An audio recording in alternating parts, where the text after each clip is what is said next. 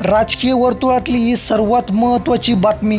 अजित पवार साहेबांना भाजप शिंदे गटासोबत जाणं पडलं महागात.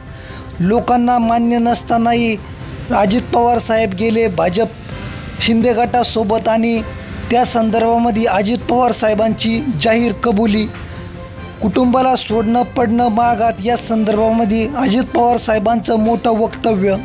राजकीय वर्तुळात सर्वात मोठी बातमी. लवकरच होणार मोठा भूकंप. फूट पडल्यामुळे अजित पवारांना काय अनुभव आला, नेमकी दादांकडून काय चूक झाली आणि ती न करण्यासाठी त्यांनी आपल्याच पक्षातल्या नेत्यांच्या मुलांना काय आवाहन केलं, त्यावरचा हा एक विशेष रिपोर्ट पाहूया. पवारांना सोडणं माझी चूक. अजित पवारांची जाहीर कबुली. घर फुटू न देण्याचा पक्षातील नेत्यांना सल्ला.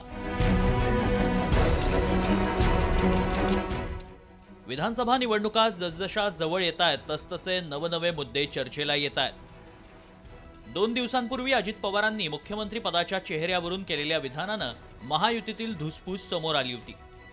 तो वाद शमत नाही तोवर अजित पवारांनी पक्षाच्या जाहीर कार्यक्रमात एक चूक झाल्याचं फार मोठी कबुली दिली.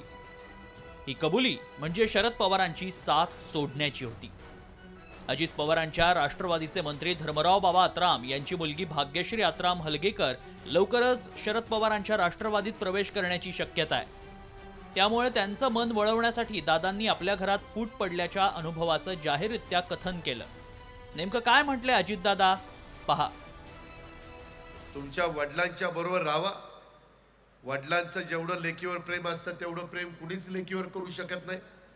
आणि असं असताना तुम्ही त्याच्यामध्ये कुठंतरी घरामध्ये फूट पाडण्याचा प्रयत्न करताय.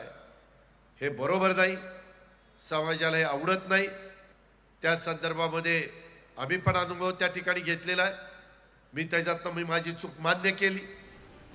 तर दादांच्या या विधानानं विरोधकांना आयतकोलीत मिळालं. जयंत पाटलांनी अजितदादांना पश्चात्तापाच्या मोडवरून जोरदार टोला लगावलाय. तर पक्ष फोडण्यापूर्वी ही सद्बुद्धी आली असती तर आता पश्चात्तापाची वेळ आली नसती, अशी टीका विरोधी पक्षनेते विजय वडेट्टीवारांनी केली आहे. माझं अलीकडे काही त्यांचं बोलणं झालं नाही, त्यामुळे ते पश्चात्तापाच्या मोडमध्ये आहेत की नाही कळायला मार्ग नाही.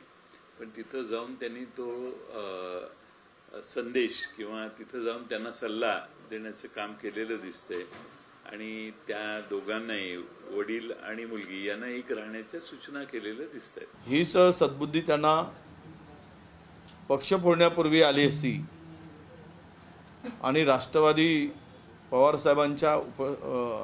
पवारसाहेबांच्या नेतृत्वामध्ये मजबूत झाली असती तर ही पश्चात्तापाची पाळी अजितदादावर आली नसती. लोकसभा निवडणुकीच्या वेळी प्रचारादरम्यान अजित पवारांनी शरद पवारांवर टीका करणं टाळलं होतं. एवढंच नव्हे तर बारामतीच्या लढतीत भाजपच्या नेत्यांनाही पवारांवर टीका करण्यापासून रोखलं होतं.